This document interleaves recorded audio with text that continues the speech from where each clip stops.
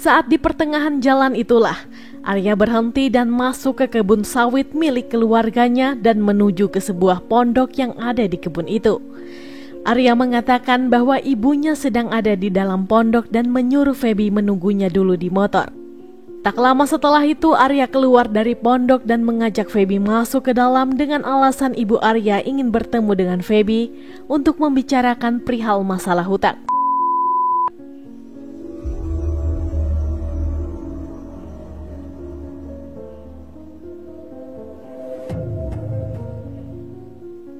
Assalamualaikum warahmatullahi wabarakatuh. Kembali lagi di YouTube channel saya, Lembaran Cerita. Semoga kabar kalian semua sehat selalu dan pastinya diberi kebahagiaan dalam menjalani hidup. Di video kali ini saya akan membahas tentang kasus pembunuhan yang terjadi di Kabupaten Siak, Provinsi Riau, di mana ada seorang gadis cantik yang diperkosa dan dihabisi oleh mantan kekasihnya sendiri di tengah perkebunan sawit. Nah, seperti apa kisah selanjutnya? Yuk langsung kita bahas. Seorang gadis cantik yang bernama Feby Rizkika Mayastani, atau yang lebih akrab disapa dengan Feby, berusia 16 tahun yang lahir dan tinggal di Kampung Paluh, Kecamatan Mempura, Kabupaten Siak, Provinsi Riau.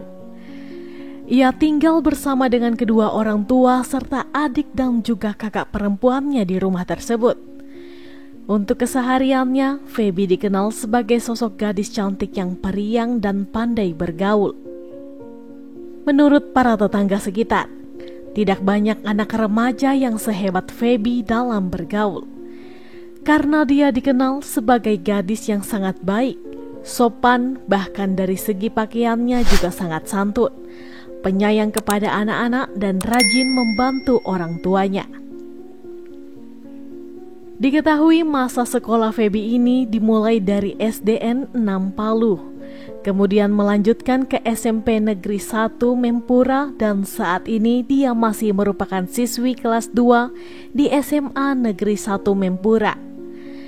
Di sekolahnya, Feby juga dikenal sebagai gadis yang baik, pintar dan ramah kepada semua teman-temannya. Sekitar tahun 2019, Feby mengalami hal yang membuatnya sedih. Dikarenakan Feby harus kehilangan sosok ayah yang sangat dia sayangi untuk selama-lamanya.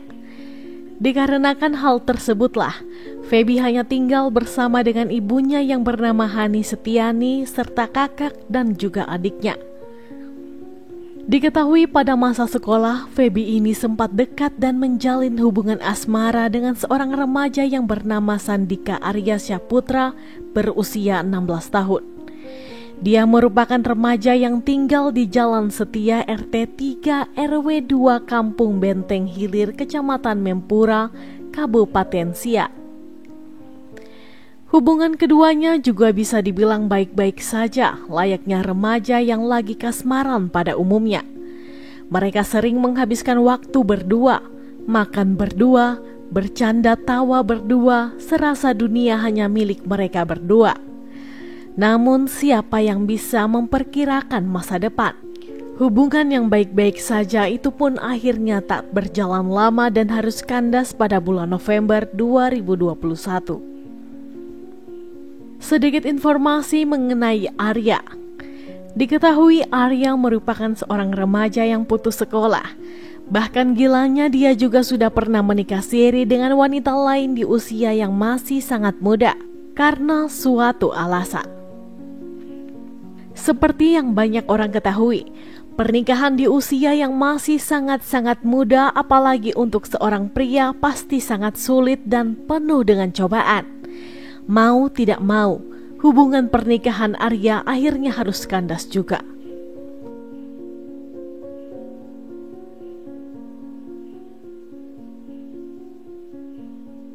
Kejadian mengerikan ini terjadi pada hari Rabu tanggal 2 Februari 2022 sekitar jam 12 siang hari. Kala itu Feby mengirimkan pesan dari media sosialnya kepada temannya yang bernama Aman untuk meminjam uang. Tapi ternyata kondisi HP Aman sedang dibawa oleh Arya yang saat itu sedang main ke rumah Aman. Mendapat pesan dari Feby, Arya kemudian membalas pesan tersebut dan mengatakan bahwa dia adalah Arya dan menyuruh Feby untuk menghubunginya di akun media sosial Arya sendiri. Seketika itu juga Arya kemudian mengaktifkan akun media sosialnya sendiri menggunakan HP Aman dan keduanya lalu saling bertukar pesan. Singkat cerita, Feby mengatakan bahwa dia berencana meminjam uang senilai 500.000 untuk membayar hutang. Mendapat pesan seperti itu, Arya berinisiatif untuk meminjami Feby dan menyuruh Feby menjemputnya di dekat rumah Aman. Mendapat pinjaman dari Arya, Feby pun sangat senang dan tidak menaruh rasa curiga sama sekali. Singkat cerita, sekitar pukul 5.30 sore hari, Feby pamit dengan keluarganya dengan alasan akan keluar rumah untuk membeli paket internet. Mendapatkan izin dari orang tua, Feby pun langsung bergegas pergi dari rumah. Dengan alasan pergi keluar untuk membeli paket internet, Feby akhirnya datang seorang diri untuk menjemput Arya menggunakan sepeda motor dan berhenti di dekat rumah Aman. Setelah Feby datang dan menghampiri Arya, dia berkata kalau saat ini sedang tidak membawa uang dan harus meminta ke ibunya dulu di rumah. Feby pun tak mempermasalahkan hal tersebut karena dia memang lagi membutuhkan uangnya. Tak lama kemudian, mereka berdua berboncengan dengan menggunakan sepeda motor milik Feby menuju ke rumah Arya. Nah, saat di pertengahan jalan itulah, Arya berhenti dan masuk ke kebun sawit milik keluarganya dan menuju ke sebuah pondok yang ada di kebun itu. Arya mengatakan bahwa ibunya sedang ada di dalam pondok dan menyuruh Feby menunggunya dulu di motor. Tak lama setelah itu Arya keluar dari pondok dan mengajak Feby masuk ke dalam dengan alasan ibu Arya ingin bertemu dengan Feby untuk membicarakan perihal masalah hutang. Feby yang tidak mengetahui rencana jahat dari Arya pun mengiyakan dan segera masuk ke dalam pondok tersebut. Saat di dalam pondok, ternyata Feby tak menemukan siapapun di sana. Feby yang kebingungan pun bertanya kepada Arya, di mana ibunya? Arya yang mendapatkan pertanyaan dari Feby seperti itu hanya tersenyum jahat kepada Feby. Tak lama setelah tersenyum kepada Feby, dengan cepat Arya langsung memegang leher Feby dengan kuat dan menidurkannya serta mengikat mulutnya dengan kain agar dia tidak berteriak. Mendapat perlakuan seperti itu tentu saja Feby melawan dengan sekuat tenaga. Tapi sayang perlawanan itu sia-sia saja karena Feby kalah dari segi tenaga. Setelah Feby mulai merasa lemas, dengan cepat Arya mulai mencopoti semua pakaian Feby dan langsung menggagahi tubuh mungil gadis itu. Padahal Arya mengetahui kalau Feby saat itu sedang datang bulan. Usai memuaskan hasrat seksualnya, Arya menarik tangan Feby hingga terjatuh dari pondok dan menyeretnya sejauh 20 meter dari dalam pondok. Arya juga memotong urat nadi tangan kanan Feby menggunakan pisau yang sudah dia siapkan dari awal hingga akhirnya Feby meninggal dunia. Hal itu sengaja dia lakukan untuk merekayasa agar seolah-olah Feby ini mengakhiri hidupnya sendiri. Kemudian Arya membawa mayat Feby ke semak-semak dan menutupi mayat Feby dengan dahan kayu. Tak lupa Arya juga membuang celana Feby ke parit dan membawa HP serta menyembunyikan sepeda motor milik Feby di kebun milik warga yang tak jauh dari lokasi. Setelah melakukan aksi keji itu, Arya balik ke rumah temannya yang bernama Aman dan menginap di sana. Keesokan harinya Arya mengajak adik dari Aman yang berusia 8 tahun untuk pergi ke kebun untuk membawakan cangkul dengan alasan ingin menanam bibit sawit. Sesampainya di kebun, adik Aman disuruh menunggu di motor saja agar tidak mengetahui apa yang telah dikerjakan oleh Arya. Kemudian Arya masuk seorang diri ke dalam kebun dan langsung menggali lubang untuk menguburkan jasad Feby ke dalamnya. Namun sayang saat menggali lubang ternyata cangkulnya tiba-tiba rusak. Tidak mau membuang banyak waktu, Arya kemudian pergi berkeliling sebentar untuk meminjam cangkul petani yang ada di sekitar kebun dan beralasan akan digunakan untuk menanam pohon sawit. Setelah mendapatkan pinjaman cangkul dari seorang petani yang ada di sekitar, Arya dengan kemudian mulai menggali lagi. Namun saat baru saja menggali lubang sekitar 40 cm, pemilik cangkul berteriak dari kejauhan dan meminta cangkulnya dikembalikan karena akan segera dipakai. Tentu saja hal itu membuat Arya menjadi panik. Dengan cepat, Arya langsung memasukkan tubuh Feby ke dalamnya serta menutupinya dengan tanah dan dedaunan saja. Setelah itu dengan santainya Arya kemudian mengembalikan cangkul yang dipinjamnya kemudian pulang ke rumah. Di sisi lain, pihak keluarga dari Feby merasa sangat khawatir karena sampai pada malam hari Feby belum juga kunjung pulang ke rumah setelah pamit sejak sore hari itu. Kakak dari Feby bahkan sudah mencoba menghubunginya, namun HP Feby ternyata sudah tidak aktif lagi. Mengetahui bahwa HP Feby tidak aktif, pihak keluarga jadi merasa khawatir. Namun apa yang bisa mereka perbuat selain menunggu barangkali Feby memang pulang malam. Hingga keesokan harinya ternyata Feby masih juga belum pulang ke rumah. Pihak keluarga berusaha mencari keberadaan Feby di rumah teman-temannya, ke rumah sanak saudara, bahkan berkoordinasi dengan pihak sekolah. Namun juga belum ada titik terang. Keluarga juga sempat mengadu ke Terantib Kecamatan Mempura dengan harapan agar mereka menurunkan anggota untuk menyisir kampung demi kampung. Namun sayangnya pihak mereka justru terus saja meminta kronologi kehilangan dan mengurus administrasi terlebih dahulu tanpa menurunkan anggota.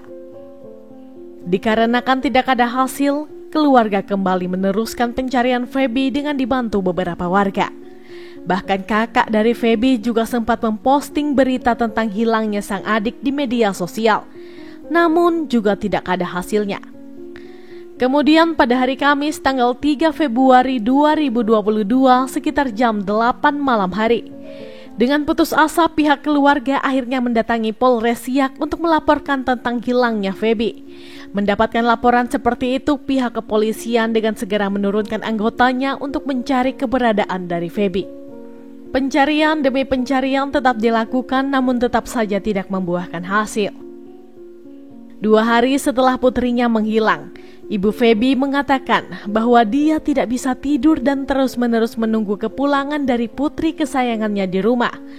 Dia mengaku sudah pasrah dan hanya berharap siapapun dapat menemukan putri kesayangannya serta membawanya pulang dengan selamat.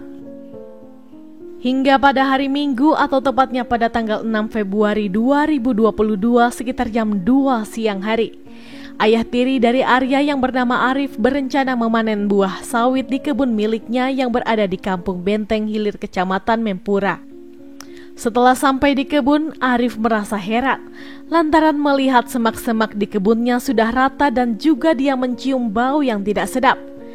Karena merasa penasaran, Arif kemudian mencari tahu dari mana sumber aroma tidak sedap itu berasal. Arif terus berjalan di semak-semak hingga akhirnya Arif tiba-tiba menghentikan langkahnya. Dan alangkah terkejutnya dia ketika melihat ada 2 lutut yang menyembul dari dalam tanah yang bekas digali. Dan tanahnya masih dalam kondisi yang basah. Dengan kondisi panik serta rasa takut, Arif segera menghubungi ketua RT dan melaporkan penemuan itu ke aparat kepolisian. Aparat kepolisian yang mendapatkan laporan tersebut pun dengan cepat langsung menuju ke TKP. Tak lama berselang, pihak kepolisian akhirnya tiba di lokasi dan melakukan olah TKP. Dan dari sana diketahui ternyata itu adalah tubuh dari seorang gadis muda. Tubuh itu ditemukan tanpa menggunakan pakaian lengkap dengan mulut dan tangan terikat dengan sweater dan juga ada sejumlah luka di tubuhnya. Menurut pihak kepolisian dilihat dari ciri-cirinya akhirnya terungkap identitas gadis itu yang ternyata tidak lain dan tidak bukan adalah Feby Rizkika Mayastani yang dinyatakan hilang 4 hari yang lalu. Pihak kepolisian kemudian mengevakuasi jasad tersebut dan membawanya ke Rumah Sakit Bayangkara Pekanbaru untuk dilakukan otopsi. Setelah dilakukan otopsi, pihak kepolisian akhirnya menyimpulkan bahwa Feby Rizkika Mayastani adalah korban pembunuhan dan juga korban pelecehan. Setelah itu, polisi melakukan penyelidikan serta memintai keterangan beberapa saksi untuk mengungkap identitas dari pelaku. Seperti yang sudah-sudah, setelah dilakukan penyelidikan, pihak kepolisian akhirnya menemukan titik terang. Setelah sejumlah saksi curiga kepada seseorang yang sempat meminjam cangkulnya dengan alasan untuk menanam sawit. Namun kenyataannya tidak ada tanaman sawit yang baru saja ditanam di kebun. Tidak mau membuang banyak waktu setelah penemuan itu pada malam harinya sekitar jam 11 malam. Pihak kepolisian langsung bergegas memburu terduga pelaku. Arya akhirnya berhasil diamankan oleh polisi saat berada di tepi jalan di daerah Kampung Benteng Hilir. Saat diamankan, Arya tidak melakukan perlawanan dan langsung mengakui semua perbuatannya. Setelah itu, Arya digiring ke kantor polisi untuk dilakukan pemeriksaan lebih lanjut. Di dalam interogasinya, Arya mengaku tega melakukan pembunuhan tersebut dikarenakan takut ketahuan sudah memperkosanya. Untuk mempertanggungjawabkan perbuatannya, Arya dijerat dengan pasal 81 ayat 5 Undang-Undang Nomor 17 Tahun 2016 tentang penetapan Perpu Nomor 1 Tahun 2016 tentang perubahan kedua atas Undang-Undang Nomor 23 Tahun 2002 tentang perlindungan anak dan atau pasal 340 KUHP dengan ancaman hukuman penjara paling singkat 10 tahun dan paling lama 20 tahun atau seumur hidup atau bahkan hukuman mati.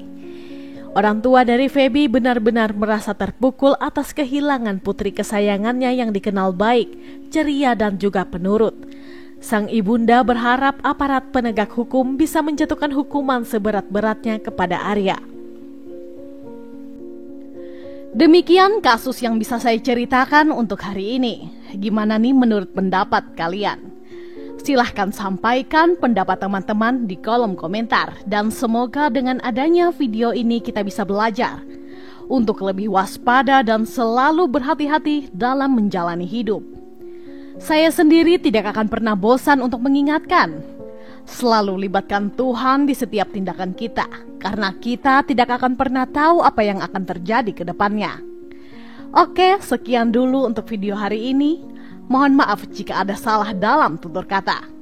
Dan jika menurut kalian channel ini bermanfaat, mohon supportnya dengan cara mengklik subscribe, like, komen, dan jangan lupa untuk menyalakan tombol notifikasinya agar kalian tidak ketinggalan saat kami upload video terbaru.